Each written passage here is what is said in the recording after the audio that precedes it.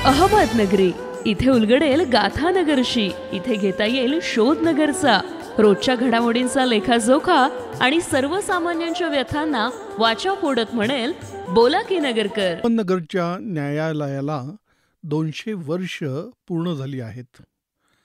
अहमदनगर जिल्ह्याची निर्मिती 1818 नंतर म्हणजे पेशवाईच्या अस्तानंतर झाली आणि 1823मध्ये नगर आणि जिल्ह्यातल्या काही तालुक्यांमध्ये पहिल्यांदा मुन्सफ न्यायालय स्थापन झाली.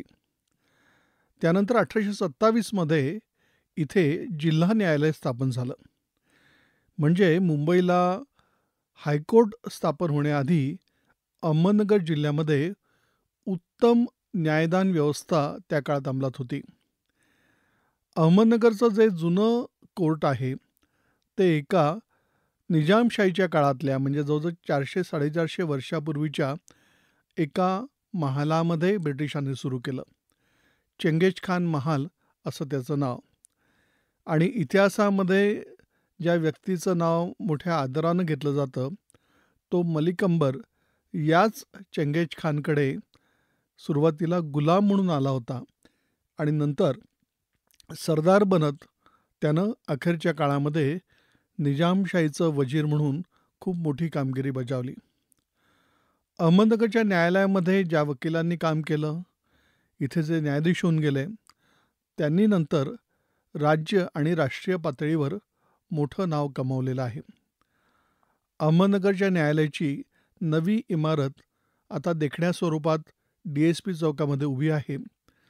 जुनी वास्तू सध्या कोर्ट गल्लीत आहे. तिथे आता काही न्यायालय भरतात.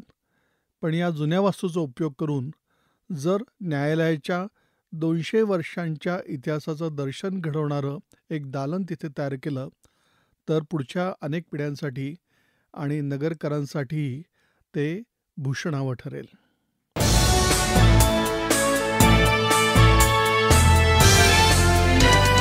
अहमदनगरी, इथे उलगडेल गाथानगरशी. इथे घेता येईल शोधनगरचा रोजच्या घडामोडींचा लेखाजोखा आणि सर्वसामान्यांच्या व्यथांना वाचा फोडत म्हणेल बोला की नगरकर.